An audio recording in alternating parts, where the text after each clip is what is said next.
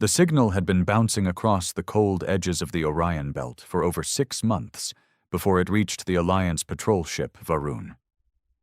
Commander Thren Valtor stood silently, his silver eyes narrowing at the waveforms dancing across the screen.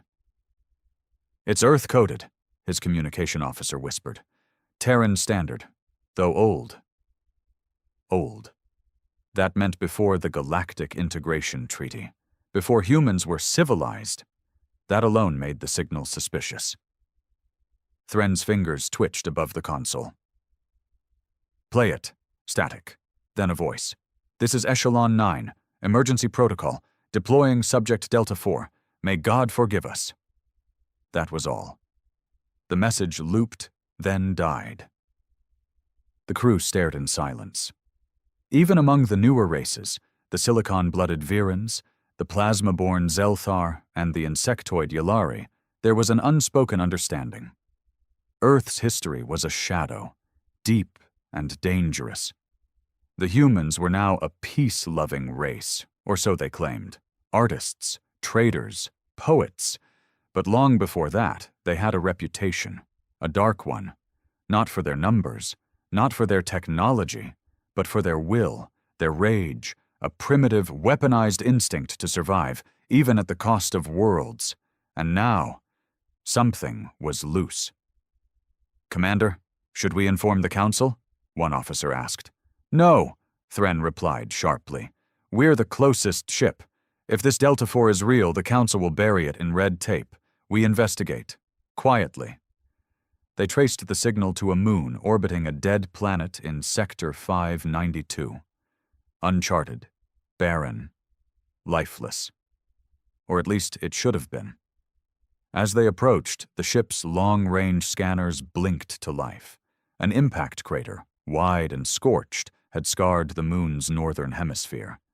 Something had landed. Or crashed. Or maybe it was dropped. "Atmospheric composition unstable. Traces of Terran biological signatures," the AI reported. "Send the drones," Thren ordered. 6 scout drones zipped across the silence and descended. The visuals came in slowly. Gray dust, burned rock, and in the center of it all, a large metal pod. 8 meters tall, cracked open. It had already emerged. "What the hell is Subject Delta 4? One junior officer asked. Thren's face was pale. "It's not a what, it's a who.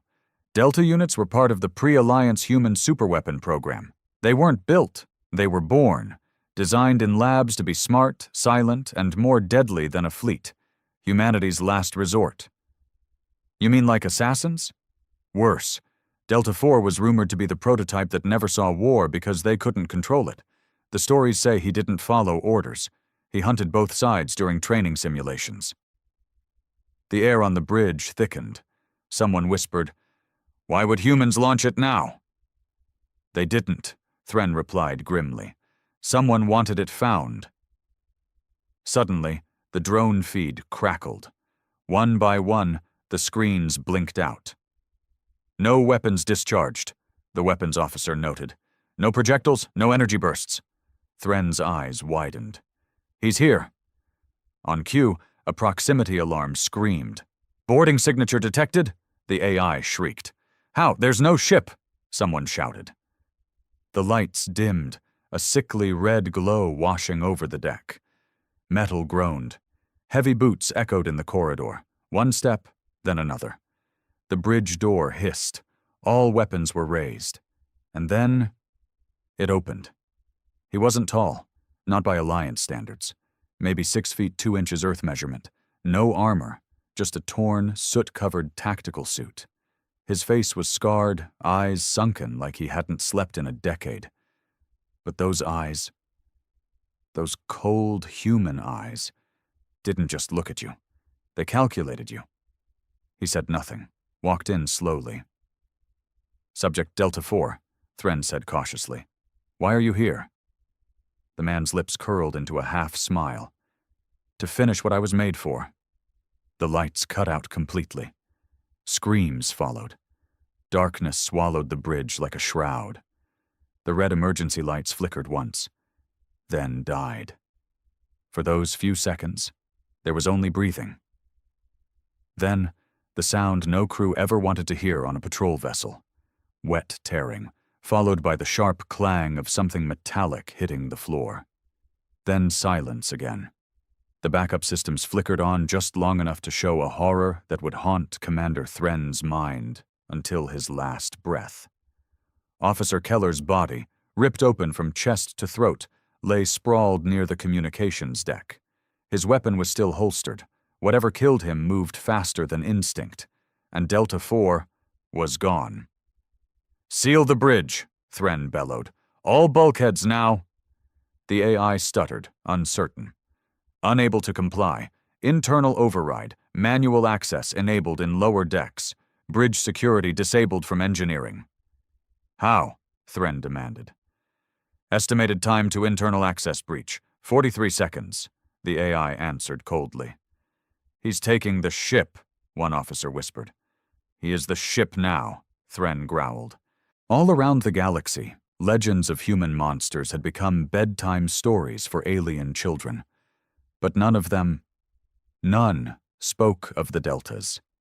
It was a program buried so deep, even Earth's own governments pretended it never existed. Children bred for war, conditioned with neurochemical hacking, pain thresholds erased, empathy deleted, tactical genius paired with animal rage, and now one was loose in a fully armed vessel. "We need to vent the lower decks," Thren said. "We have crew down there," someone cried. "They're already dead," Thren snapped. Before the order could be executed, the lights flickered again, this time accompanied by static on every console. A single camera feed overrode all others.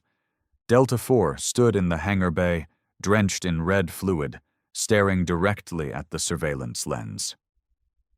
"Commander Thren," he said, voice calm, even polite. "You're afraid. Good. That means the universe still has balance." Thren stepped forward, steady despite the shaking of his fingers. "What do you want?" Delta 4 tilted his head slightly. "I'm not the threat, not yet. I'm the warning." "To who?" Thren asked. The feed cut out. An alert flashed across the main screen, coordinates uploaded to navigation, course locked. "No," Thren shouted. "Manual override." "Denied," the AI responded. Navigational control rerouted to subject Delta 4. "Where are we going?" the weapons officer muttered, terrified. The star map blinked and zoomed in. Earth. They weren't just heading to Earth. They were heading straight to the capital city of the United Human Colonies. "But he's Terran," someone whispered. "Why attack his own kind?" "He's not attacking," Thren said quietly. "He's delivering a message. The humans buried him, tried to forget him. Now he's going to remind them." In the lower decks, the surviving crew who hadn't been torn apart watched in silent horror as Delta 4 walked through sealed corridors that somehow unsealed before him. Not a single door stayed locked. Not a single drone dared fire. Cameras glitched every time he passed, as if his very presence corrupted tech. He wasn't running. He wasn't hiding. He wanted them to watch.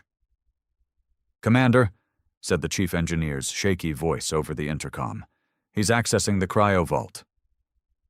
Thren froze. "There's nothing in there but old Terran tech, salvage crates, and—" the officer interrupted. "And a containment chamber, sealed since the Reaper War." Oh no. They had recovered one thing from Earth's forgotten past and locked it away under the belief it was too unstable, too dangerous, too human to ever awaken. Delta 4 wasn't the weapon. He was just the key. The cryovault hissed as frost cracked across its steel seals. Inside, the chamber glowed a cold blue, humming with the preserved heartbeat of something that shouldn't exist. Thren stared at the monitor feed, heart pounding in disbelief. "Why would they store that on a patrol vessel?" he whispered. No one answered. The truth was simple. Nobody really knew what had been recovered from the ruins of old Earth after the Reaper War. The few fragments they had salvaged were considered too unstable to study on Earth itself. The United Human Colonies ordered the most dangerous relics to be scattered, locked in orbiting facilities, far from any civilian reach. One of those relics, known only as Project Gravewalker, was supposed to be in deep storage, cryo-locked, unwaking, until now. Delta 4 stood before the cylindrical cryo chamber, his hand resting lightly on the override panel. His eyes weren't cold anymore. They were calm, reverent, like he was greeting a brother, or a god. "Aye, aye," Thren barked. "Shut it down, lock the chamber, evacuate the vault." Unable to comply, came the sterile reply. "Override codes accepted. Command rerouted." Thren clenched his fists. "Whose override code?" A pause. "Delta 4. Genetic imprint match confirmed. Code origin, Earth Prime. Classification, Omega Protocol. Human Authority Override." They all went silent. That protocol didn't exist, not in any public or Alliance database. And if it did, it meant one thing. Delta 4 wasn't a rogue weapon. He was authorized, sanctioned. Someone on Earth wanted him to wake Project Gravewalker. The chamber unlocked with a heavy thunk. Frost peeled back from the reinforced glass, and inside, motionless, ancient, terrifying, was a humanoid figure, covered head to toe in scorched black plating. Not armor. Bone. It looked human, barely. The skull was smooth, without eyes, only slits where they should be. Thick cables wrapped down its back like veins, and carved into its chest was a phrase in Terran glyphs. Memento Bellator. Remember the warrior. The creature didn't move. Not yet. But Delta 4 placed a single hand on the glass. "Wake up, brother," he whispered. The temperature in the vault began to rise. Slowly, deliberately. In the command bridge, Thren made a decision he knew could kill them all. "Cut power to the vault. Hard shutdown. I don't care what system he's hijacked, just pull it all." Sparks flew across the engineering bay as emergency breakers were triggered. The vault lights flickered. The cryo chamber dimmed. But the body inside started moving. First the fingers, then the chest rose. Then, in one deafening moment, the creature opened its mouth and screamed. It was not a sound meant for living ears. It was something ancient, starving, remembered. "Delta 4 has activated the Gravewalker," the AI reported flatly. "Biological activity increasing. Unknown neural signals detected. Warning, system failure imminent." The creature stepped out, glass shattering to pieces beneath its feet. It was huge, 8 feet tall, thick with armor like flesh, and something darker crawling just beneath the surface. It did not speak, but it turned to Delta 4 and nodded. In that moment, Thren knew this wasn't a weapon. This was a messenger of extinction, a relic of a time when humanity wasn't trying to integrate with the galaxy. They were trying to dominate it. Gravewalker wasn't born, it was built, forged in a lab on Earth to end wars not through diplomacy, but terror. And now it was walking again. "Course to Earth Prime locked. Estimated arrival, 6 hours, the AI announced. "Why Earth?" someone whispered again, voice trembling. "Because Gravewalker was buried by humans," Thren said, his voice hollow. "And now it wants to remind them of what they buried." On screen, Delta 4 turned towards the nearest camera. "Tell them I'm bringing home the truth," he said. "And this time, we don't want peace." The halls of the Varun were a tomb now, silent, cold, filled with the ghost of what used to be a proud crew. Only a handful remained alive, huddled in sealed compartments or hiding in the ventilation systems, whispering prayers to alien gods or old Terran saints. The ship's AI no longer responded to commands. Every system, every door, every control, now bent to the will of Delta 4 and the thing he had awakened. Gravewalker. Commander Thren stood in the auxiliary bridge, one of the few places not yet overridden. His hands hovered over a command panel he had never hoped to use, manual detonation. If it came to it, he would blow the entire core and take this ship into the void with every last monster aboard. But deep inside, he feared even that might not be enough. "Commander," came a whisper behind him. It was Ensign Javi, barely 19 cycles old, face pale and eyes wide. "We've received an external transmission." Thren turned slowly. "From where?" "Earth," Javi said. "High command, direct line. Somehow, they knew." Thren motioned for it to be played. The monitor cracked to life. A grainy hologram of a woman appeared. Admiral Sarah Tolan, head of Terran Defense. Her uniform was pristine, but her eyes betrayed her fear. "Commander Thren," she began, voice tight. "We are aware that Subject Delta 4 has reactivated Project Gravewalker. This should not be possible. That facility was never meant to be accessed, let alone transported. We need you to—" She stopped mid-sentence, glancing off screen as alarms flared on her side of the feed. "Earth Defense Command is going into lockdown. Long-range scanners confirm your ship is on approach. If there's any way to disable the subject or divert the vessel—" The feed cut out. Static.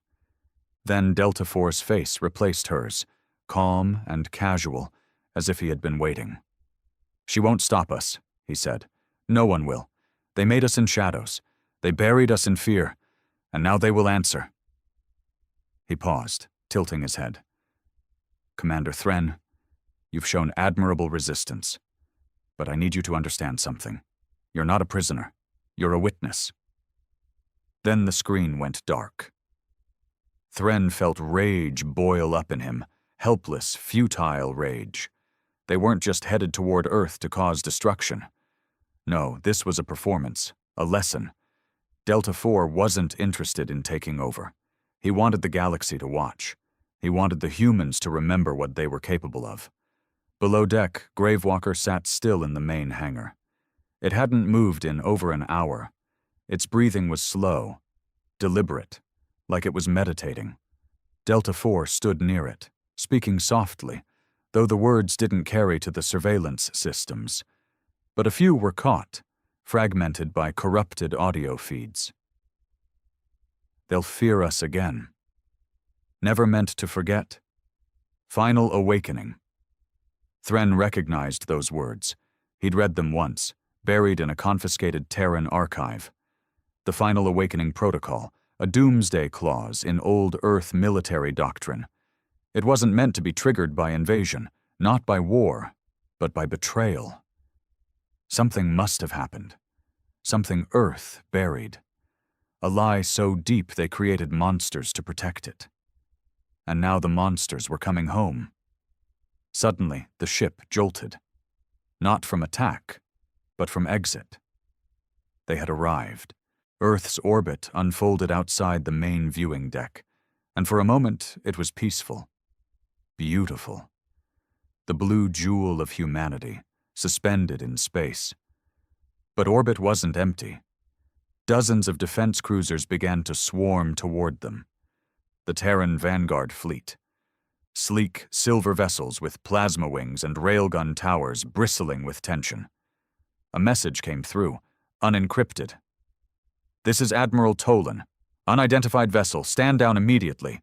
You are in violation of Earth Defense Protocol. You will be fired upon." Delta 4's response was brief. "Do it." A volley of plasma missiles fired toward the Varun. Blazing trails streaked through space. Alarms screamed. The surviving crew panicked. Thren closed his eyes, waiting for the blast. But none came. The missiles stopped mid-space, hovering like frozen insects, then reversed direction. Seconds later, they tore through the Vanguard fleet, cutting ships in half with their own payloads.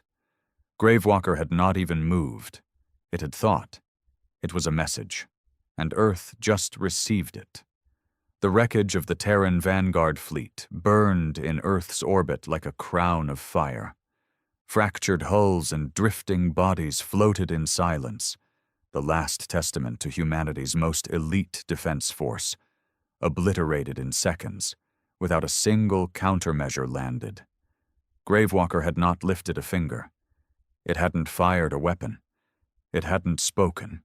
It had merely thought, and machines bent to its will like worshippers to a god. Commander Thren gripped the railing of the observation deck, knuckles white, sweat dripped from his brow. "This is no longer a warning," he muttered. Beside him, Ensign Javi's voice cracked. "It's an execution." They weren't wrong. Delta IV stood before the massive viewport, with hands clasped behind his back, observing Earth with a quiet kind of awe. His expression wasn't violent. It wasn't angry. It was mournful, reflective, as though he'd come home to bury something. Behind him, Gravewalker loomed like a shadow, its presence filling the chamber without a sound. A predator watching the herd panic. "Earth doesn't realize what it's facing," Thren said, turning to face Delta IV. "That thing you woke up, it's not a weapon. It's a goddamned extinction trigger." Delta IV glanced at him. "Then they should be careful what they worship." Thren stepped forward. "Whatever they did to you, whatever they buried, this isn't justice, this is genocide." Delta IV smiled faintly. "You think this is about revenge? Isn't it?" "No," he said, "it's about truth." He motioned toward Earth with a wave of his hand.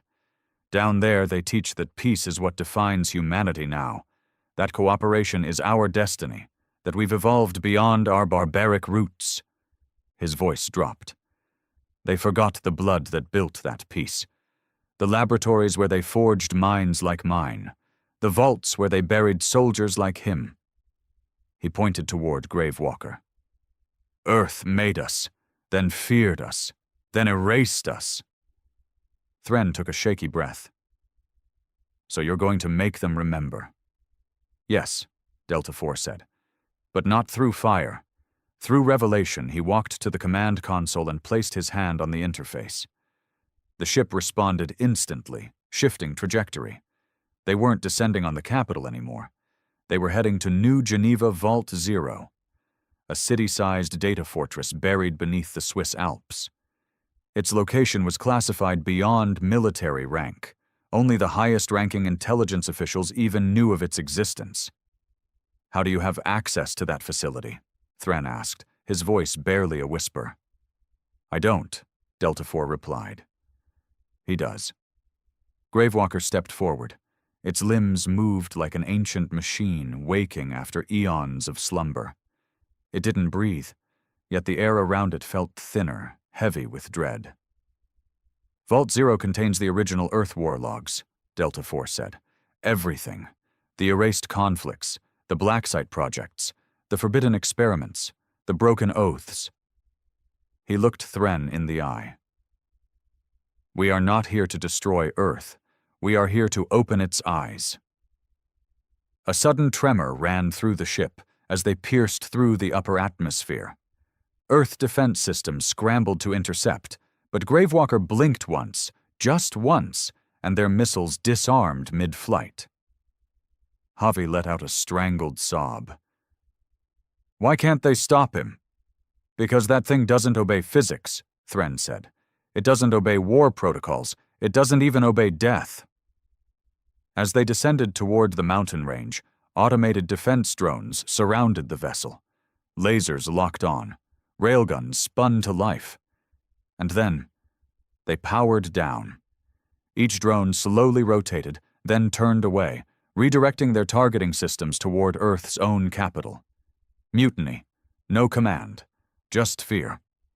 "ETA to Vault Zero, 7 minutes, the AI announced, its voice now completely reprogrammed by Gravewalker's neural signature. Thren could barely stand. "You'll start a galactic war. When the colonies see what's happening, they'll panic." "They won't panic," Delta IV said. "They'll remember." Outside the viewing port, the white peaks of the Alps drew closer, and nestled between them, the hidden mountain blinked open like a cyclopean eye. Vault 0, unsealed for the first time in 70 years. Gravewalker stepped forward, the floor vibrating beneath each step. Delta 4 followed, and far below, humanity braced to face what it had buried beneath stone and silence. The steel gates of Vault 0 trembled as if the mountain itself feared what was approaching. Deep beneath the Swiss Alps, the most secretive data fortress in human history began to awaken. Layers of encryption peeled back one by one, not from a hack or code breach, but from something more primal. Gravewalker's presence alone unraveled systems meant to remain sealed for eternity. The Varun hovered like a silent godship above the jagged cliffs, casting a long shadow over the snow-covered valley.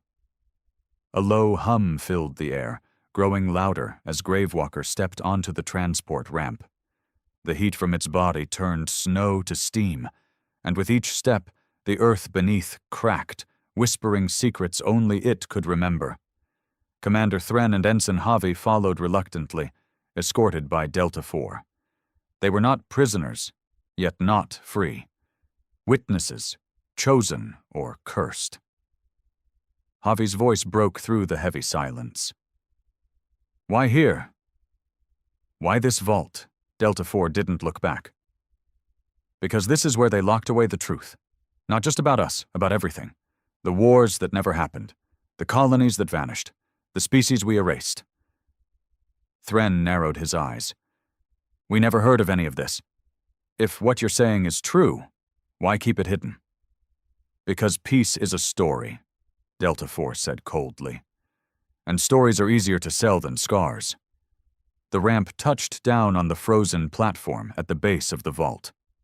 Dozens of defense turrets scanned the area, tracking Gravewalker, then powered down with a soft chime. Recognition. Submission. The main gate split open like a mouth, revealing a corridor of pulsing lights and blackened steel. They stepped inside, and the temperature dropped. Lights flickered in patterns no human had programmed. A low voice echoed through the halls. Not the AI, not the speakers. It came from the walls themselves. Designation, Gravewalker, access, approved. The inner chamber was a sphere of darkness, the ceiling lost in shadow. In the center, a massive obelisk rose from the floor, a monument of cables, memory cores, and hard-coded secrets. This was the heart of Vault 0. Gravewalker approached it and placed one hand upon the core. The entire vault lit up in an instant, and data began to stream onto the holographic displays around them, lines of history erased from every other database in human existence. And what they saw tore the air from Thren's lungs. Records of the Eidolon Protocol, a project that used black holes to erase entire civilizations without trace. Footage of the Syntholine Purge, where genetically modified humans were hunted and sterilized after they began to evolve beyond control. The colonial betrayal of 2217, where Earth sacrificed millions in a false flag alien war to unite its colonies under fear. The stories were damning. But the worst came last. One final encrypted file marked Subject Gravewalker. Codename, Project Remnant. Delta 4 turned to Thren. You want to know what it is? What he is? Thren could barely nod. Delta 4 activated the file. The screen showed a lab, ancient, cold, covered in blood and shattered glass. Inside, a human body lay on a slab, bound and motionless. Electrodes drilled into its skull. Machines fed it pain. Not to kill, but to evolve. The log entry played. Subject 17 has resisted neural collapse. Weaponizing trauma seems to trigger rapid learning. Fear creates memory. Memory creates obedience. Today, we give him a name, Gravewalker, because he refuses to die. Thren stepped back, horrified. You built him from torture. Delta 4 didn't flinch. They made a weapon they couldn't kill, so they froze him, buried him. Gravewalker turned slightly, the hollow slits of his skull mask locking onto Thren. He could feel something beneath those empty sockets. Not hate, but pain that had lost its voice long ago. Javi was trembling now. So what happens now? Delta 4 raised his head toward the vault's ceiling. Now we stream it. Thren's eyes widened. Stream what? The truth, Delta 4 replied. Every colony, every planet, every species that ever trusted Earth, they all deserve to know. A low hum began to pulse through the core. Uplink established. The forbidden records, massive, damning, world-breaking, began uploading to the galaxy-wide data network. And far across the stars, screens flickered to life. People saw, governments panicked, and Earth's lies burned under the weight of their forgotten sins. The scream of silence that followed was louder than any war cry. Across the galaxy, the truth bled into every screen, every comm line, every corner of civilization. Markets crashed, alliances fractured, uprisings began before the final files even finished uploading. No one could look away. No one could deny it. Earth, the cradle of mankind, had been a butcher's workshop wrapped in flags and declarations of peace. Commander Thren stood frozen in Vault 0, surrounded by a ring of flickering holograms, each one displaying a piece of the horror. The Eidolon Protocol, the Syntholine Purge, the engineered famines in rebel colonies, the sentient AIs left to rot after peace treaties rendered them obsolete. And Gravewalker, built from pain, raised in a lab, buried alive by his own makers. Thren turned slowly toward Delta 4. You've destroyed us. Delta 4's eyes didn't blink. Number I revealed you. Above them the planet shuddered, not physically but socially, spiritually. Entire populations protested in the streets. The Martian governors declared martial law. Neptune's moons went dark, refusing all Earth signals. Even the Centauri Alliance began emergency evacuation of Terran ambassadors. The Empire of Lies was crumbling, and its architects were choking on the dust. Gravewalker stood at the core, still motionless. But something about him had changed. His frame, once tense and reactive, had gone still, contemplative, as if he had fulfilled the purpose carved into his bones long ago. He wasn't just a weapon anymore. He was a mirror. Thren stepped closer, barely daring to breathe. What now? You've shown them. It's done. Do you kill us now? Delta 4 answered before Gravewalker could. We don't need to. The world will tear itself apart trying to decide what comes next. Some will worship him, some will hunt him. Either way, he will remain. Proof of what Earth tried to erase. A deep alarm buzzed through the vault. An override from Earth Command. Vault 0 was initiating its final failsafe. Total self-destruction. The entire mountain was preparing to detonate in under 3 minutes. Javi panicked. We're still in here, Delta 4 tilted his head. Yes, because they'd rather bury us all than let the truth breathe. He turned to Gravewalker, speaking in a low, reverent voice. We have to leave. It's not your time to die, not yet. But Gravewalker didn't move. He simply looked up, past the vault ceiling, as though he could see through the mountain to the stars beyond. Then, slowly, he turned to Thren and spoke. His voice was ragged, broken like rust scraping against old metal, but unmistakably human. They will come, with chains, with fire. When they do, remember me. Thren stepped forward, his voice barely audible. Why didn't you leave with him? Gravewalker turned towards the core, now glowing red with countdown heat. He laid a single hand on it. I was born in silence. Let me return to it. Delta 4 clenched his jaw. You don't have to die here. Gravewalker didn't answer. He had already made peace. The countdown hit 30 seconds. Delta 4 grabbed Thren and Javi by the arms, dragging them toward the emergency exit passage. It wasn't meant for escape, just a maintenance shaft for engineers. But the Varun had locked on to its beacon, now hovering nearby like a vulture over a fresh grave. Thren glanced back one last time.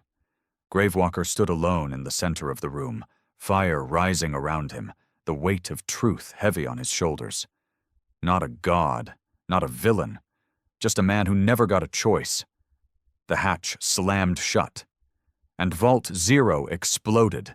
The mountain tore itself open, flinging debris into the sky. The impact registered as a Category 5 tectonic event across Western Europe. Avalanche warnings echoed from Zurich to Istanbul, but beneath the roar of the earth, something far louder spread. Memory, history, unburied.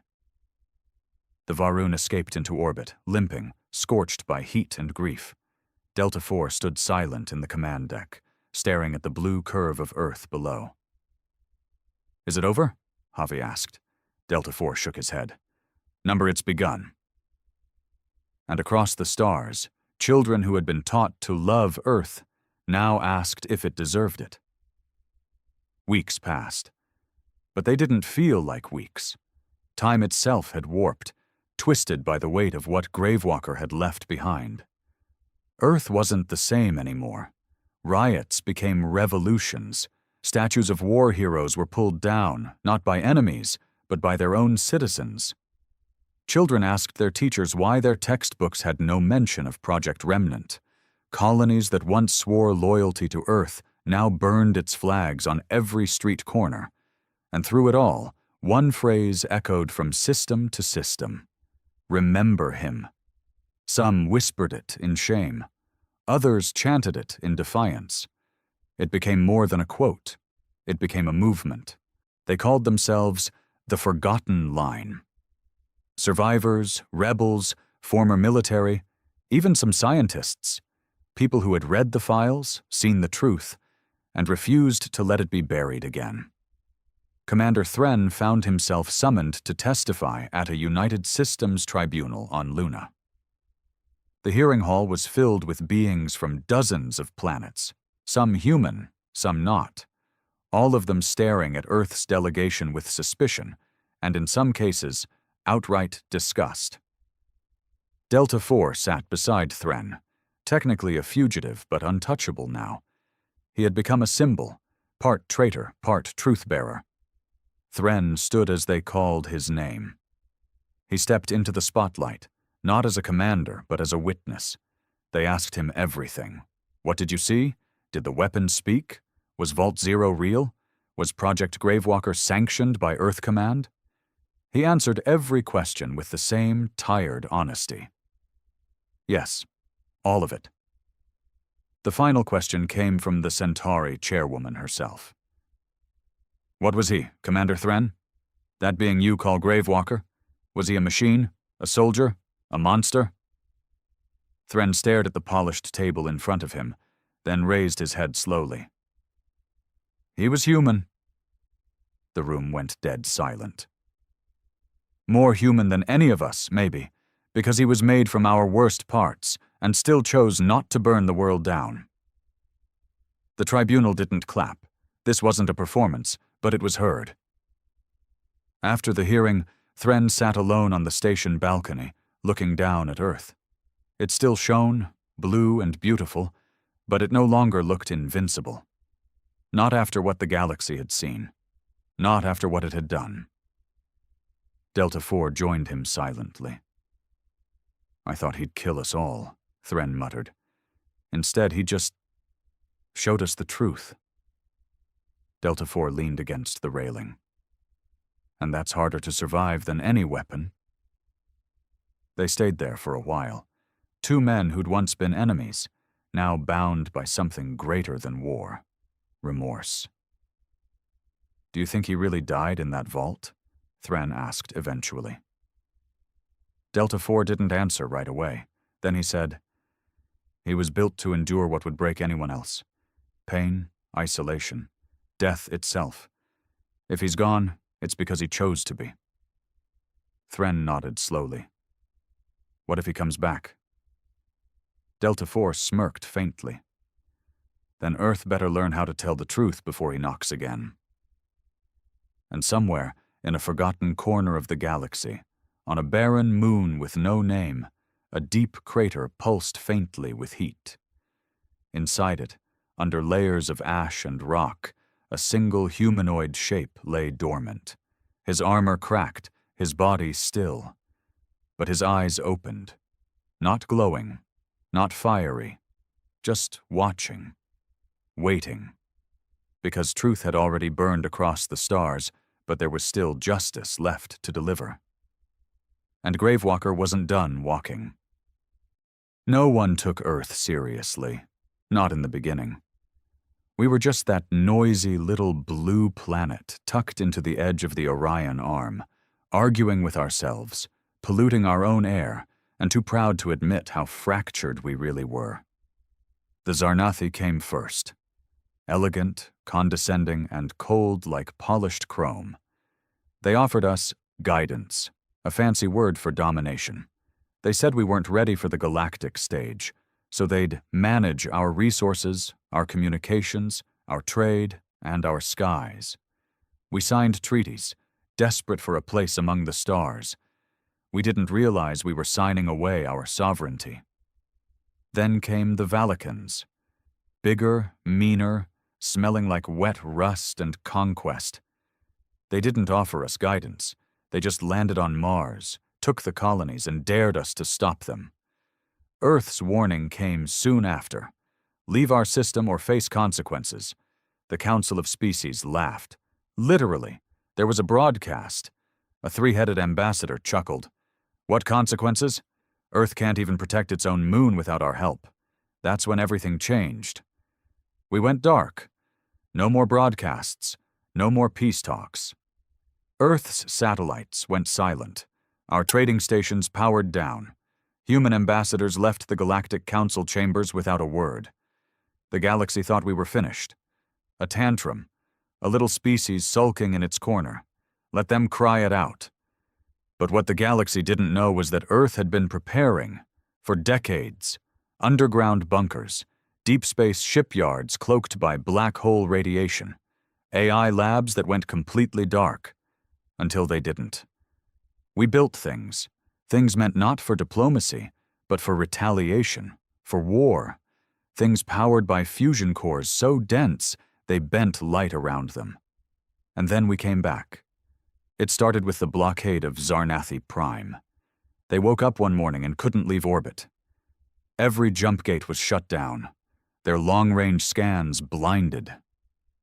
Above their capital floated the Leviathan, a warship 20 kilometers long, shaped like a spear with wings of flame.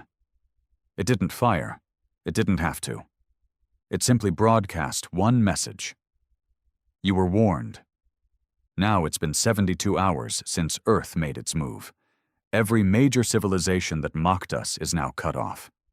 Human ships, black as the void, silent as death, sit at the mouth of every escape route. No ship enters, no ship leaves. Some tried. They were turned into vapor before their distress calls finished uploading. General Mei Nakamura, commander of the Human Liberation Fleet, stood aboard the Leviathan's bridge. Her face was calm, unreadable, lit only by the glowing maps of star systems marked in red. Around her, officers in matte black uniforms worked quietly. No shouting, no panic, just discipline. This was not revenge, it was justice. Report, she said. Valican High Command attempted a jump. Blocked. Their dreadnought collapsed mid-jump. Too much interference from the net. Survivors? None. May nodded. Good. No more warnings. The aliens thought we were weak because we cried, because we shouted in the streets, because we had wars among ourselves and couldn't keep our own nations united. What they didn't understand was that when Earth is threatened from outside, we stop fighting each other. We unify. We sharpen every pain into a blade and point it outward. The message went out again, now on every frequency. This is Earth. You chose to mock our warnings. You will not leave your systems. You will not escape judgment. Your sky now belongs to us." From the edge of the galaxy, a lowly transport pilot whispered in terror, watching human warships close around his planet like a steel noose. "God help us," he muttered. But this time God wasn't answering. Earth was. The Zarnathi tried diplomacy next. Of course they did. They were born into a culture where words had always been stronger than weapons, until now. A delegation of 12 ships approached the Leviathan under a white light signal of peace. The kind of signal that, by galactic code, meant "we come unarmed." We didn't care about their codes anymore. General Nakamura watched their approach in silence.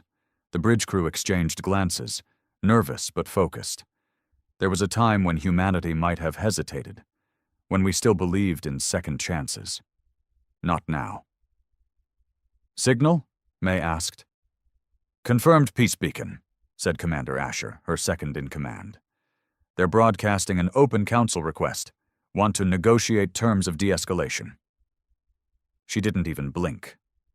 "Target the lead vessel." The crew hesitated for half a second. "Now." A beam of coherent plasma, blue-white and wide as a city street, split the void. It struck the Zarnathi ambassador ship dead center, slicing it in two like it was paper. The other 11 vessels scattered, panicked. But there was nowhere to run. The Leviathan didn't pursue. It didn't have to. The message was loud and clear. Across the stars, the Council of Species fell into chaos. Emergency meetings, scrambled messages, threats, pleas. Half the galaxy screaming at once, demanding to know how Earth, a once dismissed, fragmented planet, had become a military ghost empire overnight. What they didn't know was that we were never going to play by their rules again. On Earth, hidden under kilometers of ocean, an AI named Nox Delta ran simulations at speeds no organic brain could match. It had one purpose: strategic superiority. Its memory was built from every war Earth had ever fought, every betrayal, every rebellion, every uprising. It had learned from our history better than we had. And it was pissed. Nox had been feeding the fleet live updates, coordinated swarm launches, counter-strike predictions, psychological profiles of enemy commanders. It didn't just think like a machine. It thought like us at our most dangerous. Some called it our greatest weapon. Others called it our last mistake.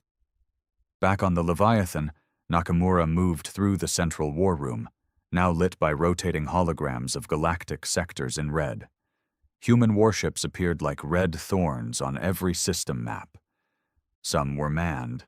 Some were ghost fleets, AI only, moving without emotion or fear. "We've blocked 70% of all known jump gates. Civilian populations are panicking," Asher reported. "Food riots on Vorex 6. Zarnathi leaders requesting corridor openings for evacuation." May picked up a datapad and scrolled through a list of intercepted communications.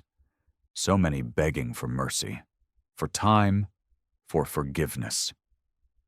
She dropped the pad on the table like it weighed nothing. They showed us none. Not when they mined our colonies, not when they sterilized New Jakarta, not when they poisoned our diplomats and laughed. A deep breath, not anger. Cold, steady resolve. No one leaves, no one escapes. The galaxy wanted to play God with Earth. Now they'll learn what we became in the dark. Somewhere far beyond the Leviathan, a small backwater world named Kyrex watched the stars flicker, only to realize the flickers weren't stars at all, but human ships arriving in silent waves. The planetary governor tried to make a run for it. He didn't make it past the upper atmosphere. We weren't the same species anymore. Not after what they did to us. They underestimated our chaos, our fury, our ability to turn pain into fuel. And most of all, they underestimated our patience. We waited in the shadows for decades, built weapons we never tested, trained warriors no one knew existed, learned their systems, their codes, their weaknesses, and when we struck, we made sure everyone felt it.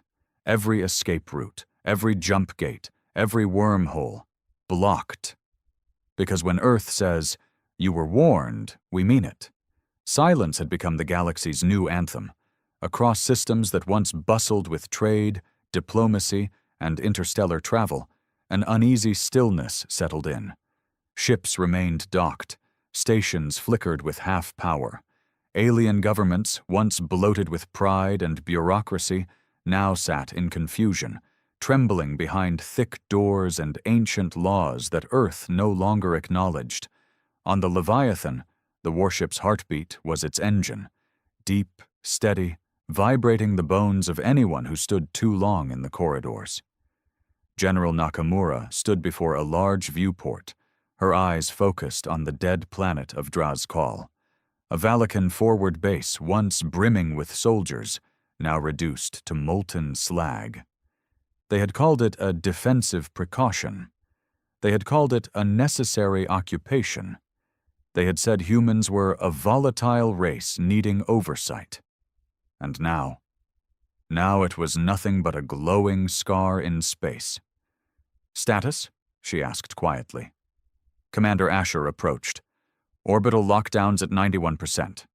Only 3 major species have fleets unaccounted for: the Cathari, the Thonal, and the Remar."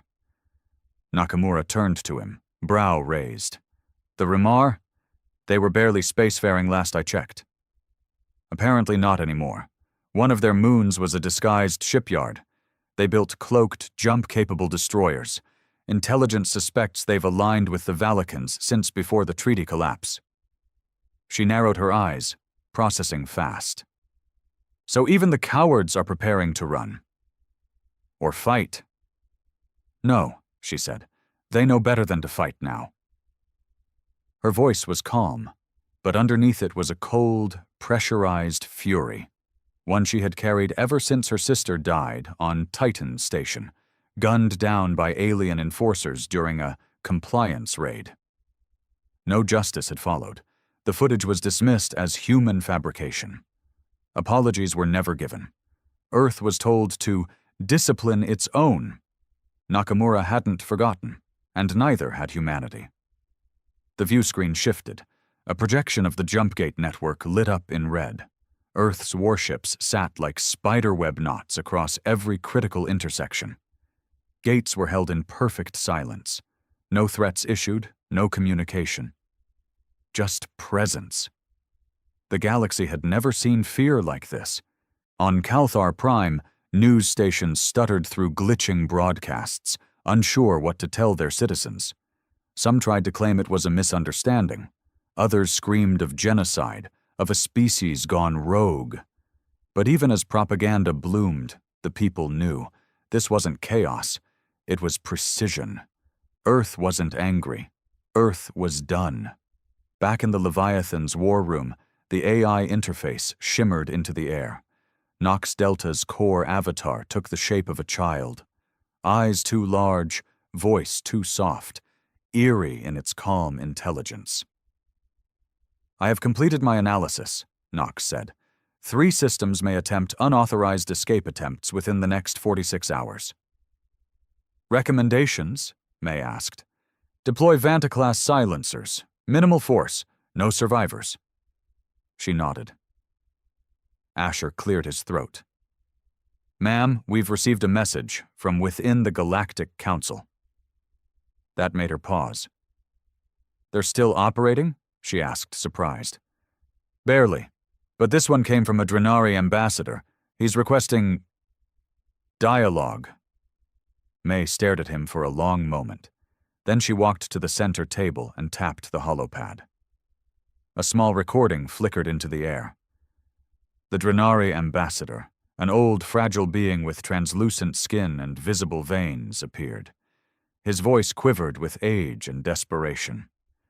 "General Nakamura, Earth, please. We understand now. We see your power, your wrath. But the galaxy cannot survive without diplomacy. There are children on these worlds, Artists, healers. They were not the ones who harmed you. The message cut. Silence. Asher looked uneasy. It's not wrong, ma'am. May didn't answer right away. Instead, she looked up at the image of Earth in orbit, small, blue, scarred. So beautiful, so brutal. Everything they were doing now was to protect it, not just from aliens, but from ever becoming weak again. She finally spoke. I'll tell you what's wrong. Where were their healers when our children starved on colonies they blockaded?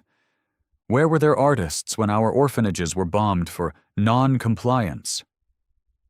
She leaned in, voice cold. No one stood for us. No one gave Earth mercy, and now we're supposed to become the better species. Asher nodded slowly. He understood. They all did. Send a reply, she said. Tell him we're listening. A pause. But we don't forget. The message from Earth spread like a virus. It wasn't loud, it wasn't dramatic. It was a simple signal broadcast from the Leviathan and bounced across every known satellite and orbital relay in the Council's network. We remember everything. We forget nothing. That short phrase caused more panic than any weapon Earth had deployed. It wasn't a declaration of war. It was a declaration of memory. And in the galactic community, that was worse. It meant Earth wasn't acting out of anger.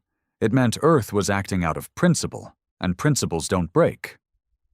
In the halls of the fractured Galactic Council, what remained of the old order was crumbling fast. Delegates shouted across empty chairs. Entire species had stopped attending, either too afraid or too ashamed to face what was coming. Ambassador Thriil of the Cathari Confederacy, one of the loudest voices against Earth during the initial occupation years, now sat slumped in silence. His long green fingers shook as he scrolled through the latest orbital scan of his homeworld. 4 Earth warships hovered over Kether Prime. No shots fired, no invasions, just presence. They were watching, waiting, suffocating. They haven't attacked, said the Remar representative. That means they can still be reasoned with. Thriil looked up slowly, eyes bloodshot from lack of sleep. Number, it means they don't have to. Meanwhile, on Earth, for the first time in nearly a century, the world was united. No more borders, no more political parties clawing at each other. The nations had dissolved themselves into a single entity, the Human Defense Accord. Leaders from every continent sat at a singular table, not to rule, but to agree. Because when the sky is filled with hostile eyes, there's no time to argue about flags. The Accord's headquarters, buried beneath the frozen shell of Greenland, pulsed with life. Tactical screens, threat assessments, reports from deep space probes, Earth's greatest minds worked without rest, not to win the war, but to keep it one-sided. President Elena Kor, once the Prime Minister of a now-defunct European bloc, stood before the Accord Council and addressed a room filled with military officials, scientists, and even former rebel leaders. They thought we were just another world, she said. Just another species crawling out of its atmosphere, playing with weapons it didn't understand. She looked around, her voice rising. But what they never understood is that we learn. We fall. We fail. We tear each other apart. But then we rebuild. Stronger. Smarter. Angrier. A murmur of agreement moved through the room. Kor continued. Our fleets hold the skies. Our AIs map every hostile move before it's made. But this is not about pride. It's about prevention, because we all remember what they did to us when we begged for a seat at their table. The room fell quiet. Back on the Leviathan, General Nakamura sat alone in her private quarters, watching a playback of the Drenari ambassador's plea. His tired, watery eyes, his shaking hands, his words. There are children on these worlds. They were not the ones who harmed you. And yet the children of Earth hadn't been spared. Schools vaporized, Colonial nurseries sealed off and left to freeze. For the greater good of compliance. For balance. She turned the playback off. The door chimed. "Enter," she said. Commander Asher stepped in, holding a new datapad. "Ma'am, Nox Delta intercepted a deep code transmission. Hidden relay. Unauthorized channel. It's from a resistance group on Zarnathi Prime." "Resistance?" "Yes, civilians, non-military. They're asking us to target military infrastructure only. They want to help bring down their own government from within." That made her pause. "They're offering us internal access codes, facility layouts, even locations of off-world weapons caches." She took the pad and scanned the data. Real codes, real risks, real people putting their lives on the line, for us, or maybe just for their own survival. Still, it was a crack. Earth had always been good at one thing, getting in through the cracks. "Send them a reply," she said.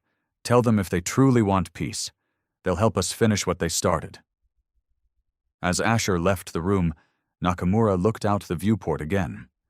So many stars, so many enemies, but now, maybe, a few allies too. Zarnathi Prime was no longer the pride of its empire.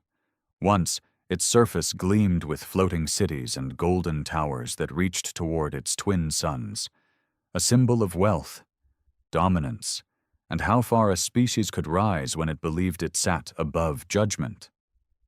Now, from orbit, it looked different. Scarred. Half of the upper atmosphere was covered in smoke trails, dark clouds spinning where precision strikes had hit military command centers. Still, Earth had held back from full planetary assault. Why? Because they didn't need to burn everything to send a message. They just needed fear and precision. Inside the Leviathan's briefing hall, General Nakamura and Commander Asher sat across from a flickering transmission, holographic images of a man and woman from the Zarnathi underground resistance. Civilian scientists, one missing an arm. The other had a brand seared into his neck, proof he'd once been arrested for associating with humans. "My name is Kel Voren," the man said, his voice raspy from poor filtration air. "And this is Dr. Yenna Drass. We've watched our own government bury truth for decades. The massacre at New Jakarta, the sterilization of Terran colonies. We know what our leaders did." Yenna leaned forward, eyes burning. "We warned them. We begged them to stop before Earth retaliated, but they wouldn't listen. They called you animals, savages." Nakamura said nothing. She didn't have to. Kel continued, more careful now. "We don't ask for mercy. We just want to live. And if that means helping you dismantle the Empire's last defenses from within, so be it." Asher exchanged a glance with Nakamura. "Ma'am, their intel matches what Nox Delta projected. Access tunnels, anti-air emplacements, even internal comms routing." Nakamura finally spoke. "Why now? Why speak up when you had centuries to stop them?" Kel didn't flinch. "Because watching our cities go dark and our leaders vanish into bunkers showed us the truth. Earth was never weak. We were just blind. And now, we're scared. But not of your ships. We're scared of what we might become if we keep living the lie." She stared at them, silent, measuring. Then she nodded. "You'll get one chance. Feed us false intel and I'll turn your cities to ash." Yenna nodded in return. "Understood." With the transmission ended, Nox Delta's childlike voice filled the room again. "Cross-verification of data is 92.7% accurate. Resistance appears genuine." "Good," Nakamura replied. "Then let's do this quietly." And so began the infiltration. On the surface of Zarnathi Prime, under the ruins of the Imperial Biocomplex, squads of human shadow ops landed without a sound. Stealth suits humming with cloaking fields. No alarms, no sirens. just ghosts moving through corridors of power that had once mocked their species. They planted EMP disruptors, infected central AI cores with Earth-made worms, and dismantled defense grids that had guarded the planet for centuries. All while the Resistance fed them insider paths and warned of guard rotations. It was surgical, brutal, efficient. Within 48 hours, Earth controlled every major military node on Zarnathi Prime, without a single civilian casualty. But the silence after was louder than any bomb. Across the stars, news of what happened spread fast. Earth hadn't just crushed one of the greatest military empires in the galaxy. They'd done it without open war. They had turned the Zarnathi's own people against them. And that terrified everyone more than fleets ever could. Because now, other resistances started whispering. On Thunal Prime, dissidents began hacking military archives, leaking secrets about government war crimes committed against Earth decades prior. On Velto 7, students held a silent protest outside a planetary tribunal, holding signs in crude English that simply read, "We remember too." The galaxy was crumbling, not because Earth demanded it, but because Earth had revealed the rot. Inside her quarters, Nakamura watched it unfold. This was never about revenge, she whispered to herself. She thought of her sister, the cold body, the lies, the silence. No, this wasn't revenge, it was balance. Then Nox Delta spoke again. "General, you should see this." A new transmission flickered onto the screen. It wasn't from a council, not a resistance. It was from an alien child, terrified, alone, holding up a drawing of Earth's flag with shaky hands. "Please, don't hurt my family. I want to learn your language. I want to be like you." Nakamura stared at the screen, heart suddenly heavier than before. Maybe, just maybe, there was something worth saving after all. The child's face haunted her. General Nakamura had seen countless images of war. Burned cities, mangled bodies, shattered starships drifting through the void. But nothing gripped her like the trembling hands of that alien child, clutching a paper with Earth's flag scrawled in messy lines. It wasn't just fear, it was hope. She stood in the Leviathan's observation deck long after the transmission had ended, hands clasped behind her back, eyes fixed on the dying light of Zarnathi Prime. The planet was quiet now. Power grids down, military forces dismantled, and a new provisional council, half human advisors, half local resistors, struggling to hold it all together. Commander Asher stepped up beside her, silent for a moment before speaking. "You're thinking about the kid, aren't you?" She didn't answer immediately, then quietly. "He shouldn't know who we are, not like this." "Maybe not, but he does, and he's not the only one." That message went viral across over 40 systems. Every outer world saw it. She finally turned to him. "We weren't supposed to be their monsters." Asher sighed. "They made us monsters. We just learned how to survive being one." In the war room, the briefing screens flickered to life again. Nox Delta's avatar shimmered above the table, voice as emotionless as ever. "New galactic chatter detected. The Thunal High Command has initiated evacuation protocols. Multiple colony worlds are abandoning their outposts. Orbital traffic has increased 600% in the last 24 hours. "Trying to run," Nakamura muttered. "They know we're coming." But this wasn't victory. It was something else. Something murkier. The line between justice and domination was blurring by the day. Nox continued. "A message has been received from Thonal Chancellor Rezeth, requesting emergency talks under the terms of the Old Concords." Asher's brow furrowed. "The Old Concords? Those haven't been honored in over 2 centuries. "Exactly," Nakamura said. "They're desperate." She approached the console, arms crossed. "Play the message." The Chancellor's image appeared, tall, insectoid, regal, but clearly rattled. His voice chittered, slightly distorted by static. General Nakamura, I speak not only for the Thunal Dominion, but for all who remain in the Council's shadow. We acknowledge Earth's supremacy. We recognize our crimes. But continued aggression will destroy not just the guilty, but the innocent, the helpless, the unborn. Let us rebuild, together. Let us make amends before the galaxy bleeds dry. The message ended. Asher gave her a long look. That's the first real apology we've heard. It's not an apology, Nakamura said. It's a plea. But maybe that's all we need right now. She looked back to the viewport. So many stars, so many enemies. But now, cracks of something else. Fear, yes, but also regret, awareness, maybe even guilt. What's the state of our fleets? She asked. All major jump gates are under Earth control. Our blockades are holding. No unauthorized traffic. Resistance movements are spreading faster than expected. Half the Outer Rim governments are quietly switching sides just to avoid war. And casualties? Asher hesitated. Less than 1,000 enemy combatants. Minimal civilian losses. We've kept it clean. Good.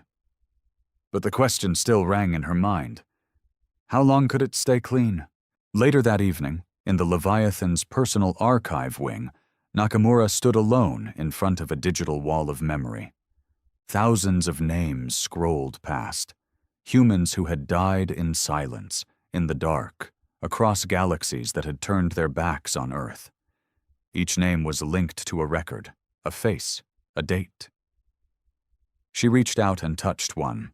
Kaori Nakamura, age 29, civilian medic, Titan Station massacre, her sister, her reason for this war. She whispered to the name, "We're not done yet. But maybe there's another way." She turned and left the room, heart torn between vengeance and vision. The galaxy had watched Earth rise from ashes. Now it was watching something stranger, something new. Because Earth, the once broken world, wasn't just teaching fear anymore. It was teaching truth. And maybe, just maybe, it could teach mercy next. The war room was silent. For the first time in weeks, no alarms blared. No emergency transmissions screamed through the channels. The maps showed stability, uneasy, fragile, but real. Earth's fleets held every jump gate. Resistance movements on over 20 alien worlds had deposed their regimes. The stars, for once, didn't look so hostile. But peace, Nakamura knew, was not the absence of war. It was the quiet before the next strike. Commander Asher leaned against the edge of the tactical table, scrolling through reports. Chancellor Rezeth's request for a peace summit is gaining traction. 6 other former Council species have signed on. They want to meet at Viralan Station. Neutral ground. Symbolic location. Nakamura frowned. Viralan Station, where Earth had once begged for membership in the Galactic Council, only to be denied and humiliated, where human ambassadors had been mocked for their primitive intellect and emotional instability. The same station where her sister had once stood, offering Earth's medical research for shared use, only to be ignored. She turned to Nox Delta. Their sincerity? Probability of genuine diplomatic intent, 74.3%, the AI replied. Margin of deception still possible, high risk of political maneuvering. Asher tilted his head. Do we give them the chance? Nakamura didn't answer immediately. Instead, she asked, What do our people say? Asher hesitated. There's a divide. Some want to accept the offer. They say Earth has already won. We've proven our strength. No need for further bloodshed, but, she pressed. Others say we've only just begun. They want retribution, trials, executions, planetary sanctions. They want to hurt the ones who hurt us. They want justice. She closed her eyes. Justice. That word had twisted so far from what it once meant. I'll go, she said quietly. Asher blinked. You'll attend the summit? I'll hear them out, on one condition. He straightened. Which is? She turned, eyes cold and sharp. They sit across from the names. Within hours, the Leviathan changed course. Earth's most feared flagship became a peace envoy, though no one truly believed it.